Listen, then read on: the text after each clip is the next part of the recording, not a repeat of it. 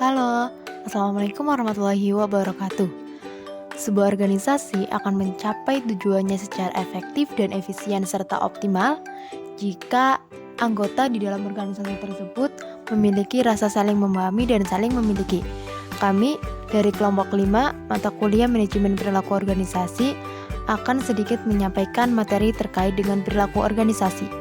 Mari simak video berikut ini. Sebelumnya, perkenalkan nama saya Sylvia Novi Amalia dengan NIM 201740116 dari kelompok 5. Saya di sini sebagai moderator. Halo, saya Fatinur Afifah dengan NIM 2017401125. Saya dari kelompok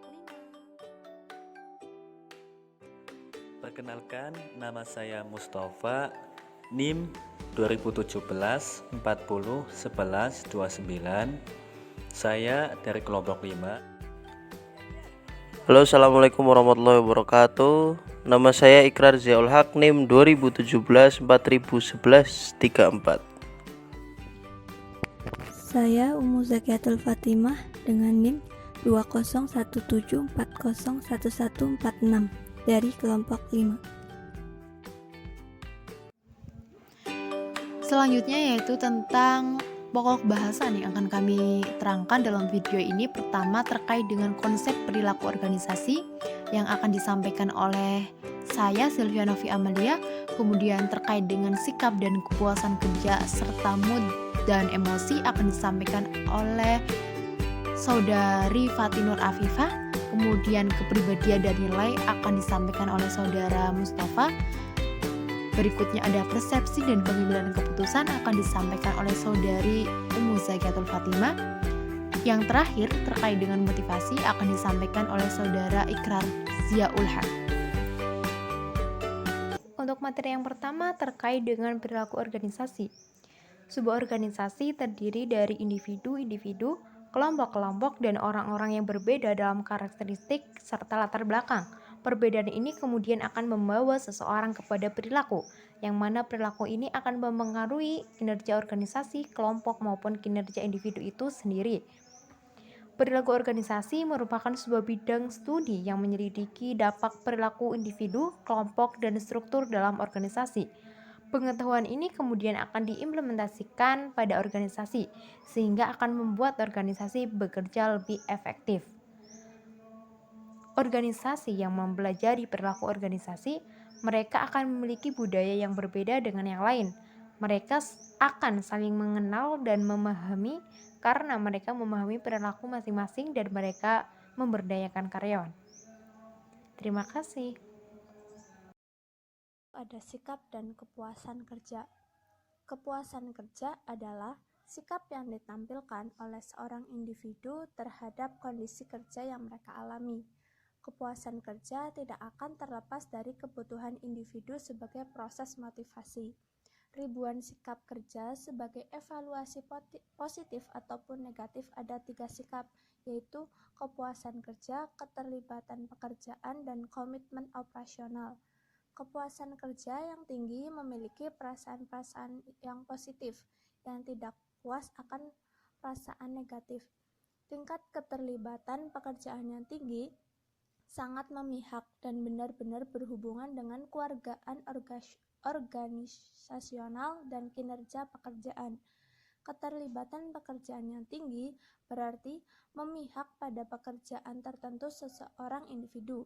Sementara komitmen organisasi yang tinggi berarti memihak organisasi yang merekrut individu tersebut.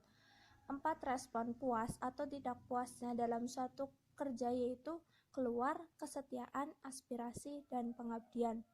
Lalu pembahasan yang kedua yaitu ada mood dan emosi. Emosi adalah suatu perasaan intens yang ditunjukkan kepada seseorang atau sesuatu, yang mana dalam emosi itu disebabkan oleh peristiwa yang spesifik. Singkat kadang diikuti dengan ekspresi wajah yang berorientasi pada suatu tindakan. Sedangkan mood adalah perasaan yang kurang intens dibandingkan emosi dan sering muncul tanpa sebuah peristiwa yang spesifik sebagai suatu stimulus. yang mana penyebabnya seringkali umum karena suasana hati yang tidak jelas, lalu bertahan lama, dan umumnya tidak diekspresikan dengan jelas dan adanya proses yang kognitif. Terima kasih.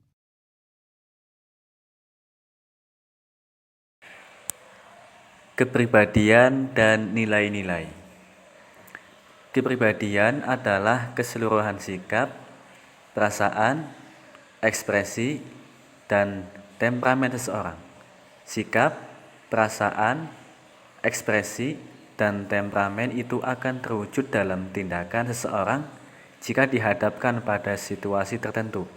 Nilai merupakan kata yang selalu terkait dengan benda, barang, orang, atau hal-hal tertentu yang menyertai kata tersebut.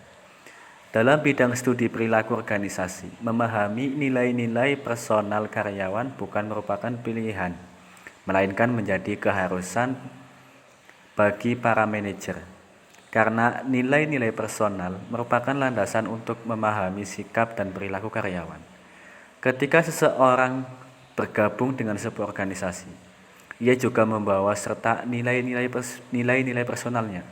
Artinya, seseorang telah memiliki kriteria mana yang seharusnya dan mana yang tidak seharusnya, mana yang tidak baik dan mana yang buruk, mana yang benar dan mana yang dianggap salah. Jenis kepribadian yaitu sanguinis biasanya dimiliki oleh para ekstrovert. Koleris yang dikenal memiliki sifat yang menggebu-gebu, memiliki rasa percaya diri yang tinggi, dan bersifat dominan jika bersama dengan orang lain. Pragmatis yang dikenal sebagai pribadi yang mencintai kedamaian, didominasi oleh orang-orang introvert, dan melankolis memiliki sifat yang perfeksionis, analitis, sangat teliti, rajin, dan berbakat. Selanjutnya, saya akan mereview materi tentang persepsi dan pengambilan keputusan. Dalam mengambil keputusan, sangat dipengaruhi oleh persepsi. Pengambilan keputusan terjadi sebagai reaksi atas suatu masalah yang sedang dihadapi, yaitu perbedaan antara situasi sekarang dengan situasi yang tidak diinginkan, yang mengharuskan kita untuk mempertimbangkan alternatif tindakan yang harus dilakukan untuk mengatasi atau menyelesaikan masalah tersebut. Setiap keputusan membutuhkan kita untuk menginterpretasikan dan mengevaluasi informasi yang kita terima. Pada umumnya, kita menerima data dari berbagai sumber yang perlu kita saring, proses, dan interpretasi. Keputusan yang baik adalah yang tepat. Pemikiran yang baik ialah pemikiran yang positif.